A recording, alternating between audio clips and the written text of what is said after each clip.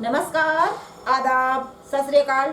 मैं हूँ डॉक्टर निर्मला शर्मा और आप देख रहे हैं मेरा चैनल। आपको और आपके पूरे परिवार को ईश्वर सदैव स्वास्थ्य, सुख, शांति, समृद्धि दे। इन्हीं शुभकामनाओं के साथ आइए आपको ले चलती हूँ आज के विषय पर। आज मैं आपको बताने वाली हूँ, यदि ध्यान करने में किसी को ऑरेंज कलर दिखाई दे रहा है, सेफ्रॉन कलर दिखाई दे रहा है, गेरुआ कलर, संतरा कलर दिखाई दे रहा है, एक ही रंग है, मैंने कई सारे नाम ले दिए ताकि आप समझ सकें। अलग अलग लोग अलग अलग रंग बोलते हैं, इसलिए मैंने इतने सारे नाम लिए।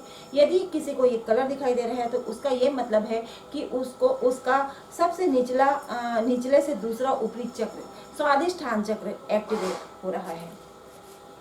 दूसरा चक्र है ये, इसका बीज मंत्र वम है, इसका संबंध चंद्रमा से है, इसका संबंध जल तत्व से है। हमारा शरीर 70% पानी से बना हुआ है, इसलिए ये हमारे जीवन में 70% रोल अदा करता है। हमारे जीवन के 70% हिस्से को ये रेगुलेट करता है। इतना प्रभाव है इसका, क्योंकि हमारे शरीर में जितना भी पानी है वो इसी चक्र से रेगुलेट होता है। ये हमारे मनोभाव को रेगुलेट करता है, क्योंकि पानी का संबंध मनोभाव से है, चंद्रमा का संबंध मनोभाव से, तो ये हमारे मनोभावों को रेगुलेट करता है। यदि यह चक्र किसी का एक्टिव बैलेंस स्ट्रांग हो जाता है तो उसके जीवन में उत्साह आ जाता है, क्रिएटिविटी आ जाती है, उसको हर समय कुछ नया करने का सोचता है, उसको हर दिन नया लगता है, हर समय उत्साह से भरा रहता है। नया क्या करूं, क्या नया आइडिया, कुछ अजीब सा, कुछ नया क्रिएटिव करूं, कुछ अलग हटके करूं। हमेशा एक नए थॉट, नए आइडियाज, अमेजिंग थॉट से भरा रहेगा वो। क्रिएटिविटी रहेगी लाइफ में। सृजनात्मक जितने भी लोग होते हैं, जो कलाकार होते हैं, ये सब, इन सब के ये चक्र बैलेंस होता है। यह चक्र उनका बैलेंस होता है, स्वादिष्ठान चक्र बैलेंस होता है। इस जो क्रिएटिविटी लाता है जीवन में, और इस चक्र के बैलेंस होने से कला के क्षेत्र में व्यक्ति ख्याति प्राप्त करता है। स्वादिष्ठान चक्र का नाम ही देखिए, स्वाद, रस, यानी कि हमारे जीवन में जो भी रस है, हम जिस भी चीज का उपभोग करते हैं, चाहे वो दुख हो, चाहे सुख हो, चाहे कोई अन्य पदार्थ हो, वस्त्र हो, कोई भी चीज, जिस चीज का भी हम उपभोग करते हैं, उसको हम, उससे कैसे भाव हमारे अंदर पैदा होते हैं, वो इस चक्र के बैलेंस अनबैलेंस होने पर डिपेंड करता है। हमारे जीवन में जो रस है, यदि हमारे जीवन में रस है, हम आनंद महसूस करते हैं, हम दुख में भी कोई नया रास्ता ढूंढ लेते हैं, हम दुख में भी हर दुख को चैलेंज की तरह ले लेते हैं। कितना भी दुख आ जाए हम नहीं घबराते हैं और हम उससे डटकर मुकाबला करते हैं। उसको भी हम एक चैलेंज की तरह लेकर, हम कोई बाधा आ जाती है जीवन में, चट्टान आ गया, तो हम उस चट्टान को देख कर अपना रास्ता नहीं बदलते, हम उस चट्टान के ऊपर खड़े होकर नए रास्ते तलाश लेते हैं। यदि हम ऐसा करते हैं, यदि कोई व्यक्ति ऐसा करता है, तो समझ जाइए कि उसका स्वादिष्ठान चक्र बैलेंस्ड है। मन में हमेशा उत्साह बने रहेगा। अच्छा, जिसका चक्र बैलेंस्ड रहेगा वो हमेशा डर रहेगा, जीवन में कोई उत्साह नहीं, आलसी, हमेशा आलस से भरा रहेगा, कुछ करने का उसको मन नहीं करेगा, आलस भरा रहेगा, मन हमेशा उदास, हर चीज में नेगेटिव हिसाब, हर चीज में नेगेटिव चीज ढूंढ लेना, कहीं से भी, हर बात में जो लोग नहीं कहने की आदत है जिनकी, हर चीज में जो लोग नेगेटिव चीज ढूंढ लेते हैं, समझ लीजिए उनका ये चक्र अनबैलेंस्ड है। ये चक्र अनबैलेंस्ड है। और यह चक्र होता है नाभि से 2 इंच नीचे। तो इसके आसपास क्या क्या होते हैं, किडनीज होती है, और जितने भी जेनेटिक अंग हैं, जो भी हमारे जेनेटिक अंग है, रिप्रोडक्टिव सिस्टम है, ये सारे इससे रिलेटेड होते हैं। तो इनका संबंध इससे होने के कारण ये सारे ऑर्गन्स अच्छा काम कर रहे हैं, बुरा रिजल्ट दे रहे हैं, बीमारी है या बीमारी से लड़ने की क्षमता है, इससे इन ऑर्गन से संबंधित हमारे जीवन में सुख है या दुख है, ये भी इसी चक्र के ऊपर डिपेंड करता है। ये चक्र बैलेंस्ड है या अनबैलेंस्ड है। यदि बैलेंस्ड है तो आपको सारी चीज़ों का सुख मिलेगा, आपका किडनी बहुत अच्छा काम करेगा, आपको कभी भी किडनी से संबंधित कोई प्रॉब्लम नहीं आएगा। लेकिन यदि अनबैलेंस्ड है तो आपको यूटीआई होगा, बार बार यूरिन इन्फेक्शन होगा, किडनी संबंधित प्रॉब्लम्स होंगे, स्पर्म में प्रॉब्लम आएगा, इनफर्टिलिटी की समस्या आएगी, हार्मोनल डिसऑर्डर आएगा, जो भी रिप्रोडक्टिव सिस्टम से संबंधित जो भी प्रॉब्लम्स हैं वो प्रॉब्लम्स आएंगे यदि ये सिस्टम यदि ये चक्र अनबैलेंस्ड है। तो ये चक्र यदि बैलेंस्ड है तो हमारे जीवन में खुशी का संचार होगा, उत्साह का संचार होगा। ये पानी को रेगुलेट करता है हमारे शरीर में, कि पानी को रेगुलेट करता है। तो ये खुद यदि अनबैलेंस्ड हो गया तो हमारे शरीर में या तो पानी की अधिकता हो जाएगी, शरीर में पानी भर जाने के कारण स्वेलिंग आ जाएगी, या हमारे शरीर में पानी की कमी हो जाएगी। इस तरीके का ये मतलब प्रभाव होता है। अब यदि देख लीजिए, मान लीजिए कोई कलाकार है, कोई क्रिएटिव है, और इसका मतलब है कि उसका वो चक्र बैलेंस्ड है, और वो कलाकार है, लेकिन फिर उसको किडनी की प्रॉब्लम आ गई, उसके शरीर में पानी भर गया, या उसके शरीर में पानी की कमी हो गई, यूटीआई हो रहा है उसको बार बार, या इनफर्टिलिटी की समस्या आ गई, स्पर्म का प्रॉब्लम आ गया। तो इसका ये मतलब है कि वो चक्र का कुछ हिस्सा तो बैलेंस्ड है पर कुछ हिस्सा अनबैलेंस्ड है, कुछ हिस्सा तो पॉजिटिव है लेकिन कुछ हिस्सा नेगेटिव है। तो जो पॉजिटिव है वो पॉजिटिव रिजल्ट दे रहा है, वो कलाकार है, कला जगत में उसने खूब नाम कमाया, लेकिन जो नेगेटिव है वो नेगेटिव रिजल्ट दे रहा है, और वो उसके जीवन में ये प्रॉब्लम्स हैं। इसको पूर्ण एक्टिव यदि करना है तो हमें वम मंत्र का जाप करना चाहिए। वम मंत्र से बहुत जल्दी एक्टिवेट हो जाता है, बैलेंस्ड हो जाता है। एक्टिवेट होना पर्याप्त नहीं होता, इसका बैलेंस्ड होना और स्ट्रांग होना आवश्यक है। सिर्फ एक्टिव होने से कुछ नहीं होता।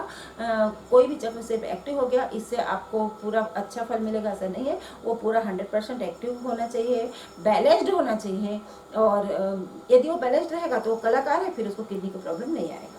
यदि वो बैलेंस्ड है ये चक्र तो उसको कलाकार तो है बट उसको किडनी का प्रॉब्लम नहीं आएगा। इस चक्र से संबंधित उसके जीवन में कोई प्रॉब्लम नहीं आएगा। दूसरे प्रॉब्लम्स आ सकते हैं जो दूसरे चक्र से संबंधित हो, लेकिन इस चक्र से संबंधित उसको प्रॉब्लम नहीं आएगा जब ये पूरा बैलेंस्ड होगा। तो किसी चक्र का सिर्फ एक्टिव होना पर्याप्त नहीं है, उस चक्र का बैलेंस्ड होना भी बहुत जरूरी है। तो ये या हम वम मंत्र का जाप करके कर सकते हैं, ध्यान से कर सकते हैं। जब हम ध्यान करें तो हम उस चक्र पे ध्यान करें, किस चक्र पे, जो नाभि से 2 इंच नीचे हम स्वादिष्ठान चक्र पे ध्यान करें। हम देखें वहाँ पे क्या देखें, हमें ऑरेंज कलर को देखने का प्रयास करना चाहिए, हमें वहाँ पे सेफ्रॉन कलर देखने का प्रयास करना चाहिए, गेरुआ रंग, संतरा रंग देखने का प्रयास करना चाहिए, और हमें वही ध्यान लगाना चाहिए। यदि हम ऐसा करते हैं तो वह चक्र निश्चित रूप से बैलेंस हो जाता है। हमें उस नारंगी रंग का प्रयोग करना चाहिए, ऑरेंज खाना चाहिए, ऑरेंज और संतरा कलर के जो भोज्य पदार्थ हैं उसे ग्रहण करना चाहिए। गाजर खाइए आप, सेफ्रॉन उस कलर के कपड़ों को पहनिए आप, तो आपका ये चक्र बैलेंस्ड हो जाएगा। अच्छा,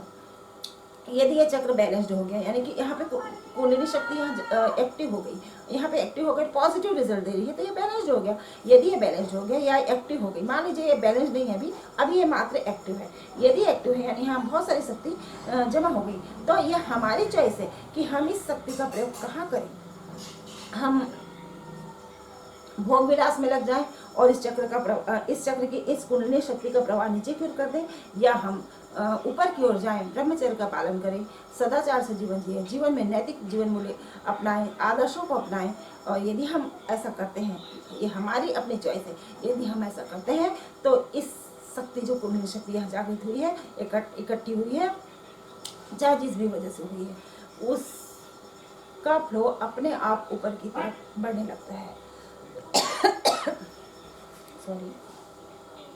और जब ये ऊपर की तरफ बढ़ने लगता है तो इंसान का रुझान अध्यात्म की तरफ चला जाता है। निश्चित है इस चक्र में जब कुंडलिनी शक्ति जागृत होती है और इसका फ्लो ऊपर जाता है तो अध्यात्म की तरफ चला जाता है। इसीलिए ब्रह्मचर्य को इतना महत्वपूर्ण बताया गया है, सदाचार का पालन करना इतना महत्वपूर्ण बताया गया है, नैतिक जीवन मूल्यों का जीवन में होना कितना महत्वपूर्ण है। हमारी भारतीय संस्कृति में मर्यादाओं का, गरिमा का इतना जो स्थान है वो इसीलिए है क्योंकि यदि ये चक्र बैलेंस हुआ और ये चक्र बैलेंस हुआ तो इसका फ्लो, जब इस शक्ति का फ्लो ऊपर की तरफ होता है तो जीवन में अध्यात्म अपने आप आ जाता है, उतर आता है जीवन में। आधे अध्यात्म में इंसान अध्यात्म में अपने आप डूब जाता है, उसे रस आने लगता है, उसे नींद आनी कम हो जाएगी, वो आनंद में रहेगा, हर समय आनंद में डूबा रहेगा। अध्यात्म में वो शक्ति है, अलौकिक शक्ति है, अलौकिक शक्ति से भर देता है इंसान को। तो यदि हम ब्रह्मचर्य का पालन करते हैं, सदाचार का पालन करते हैं और हम बैलेंस्ड होकर जीवन जीते हैं, भोग में लगे हैं, भोग विलास में एक पूरे डूबे हुए, ऐसा ना, बैलेंस्ड होकर यदि हम अपने जीवन को व्यतीत करते हैं तो ये चक्र का एक कुंडली शक्ति का प्रवाह ऊपर की ओर होने लगता है, अध्यात्म की तरफ रुचि जगने लगती है। इसीलिए देख लीजिए जो अध्यात्म का कलर है ना वो हमेशा जो प्रकाश दिखाई देगा वो प्रकाश जो भगवान के पीछे जो प्रकाश दिखाई देता है वो प्रकाश हमेशा ऑरेंज कलर का रहता है। भगवान की जो मूर्तियाँ हैं ऑरेंज कलर की रहेंगी, गेरुआ कलर के। संतों के जो वस्त्र हैं गेरुआ कलर के रहेंगे। मंदिर का जो कलर है वो गेरुआ कलर है। ये अध्यात्म का कलर है। अध्यात्म का कलर इसलिए है क्योंकि आध्यात्मिक संत जो होते हैं ब्रह्मचर्य का पालन करते हैं और ब्रह्मचर्य का पालन करके कुंडलिनी शक्ति को जागृत करके ऊपर की तरफ उसका फ्लो करते हैं। तो यदि आपको ये चक्र को बैलेंस करना है तो आपको इन चीज़ों का आपको भी आपके जीवन में बैलेंस बनाना पड़ेगा। यदि आप इन चीज़ों का बैलेंस बनाते हैं तो आपके जीवन में रस है, आनंद है, कोई परेशानी नहीं है, जीवन में उत्साह बना है, हर दिन नया है। तो ये आपकी चॉइस है। आज मैंने दूसरे चक्र के बारे में बताया। अगले वीडियो में मैं आपको तीसरे सबसे महत्वपूर्ण, हमारे शरीर के सबसे महत्वपूर्ण, प्रथम महत्वपूर्ण, सबसे महत्वपूर्ण चक्र मणिपुर चक्र के बारे में बताऊंगी, जो नाभि से 2 इंच ऊपर है।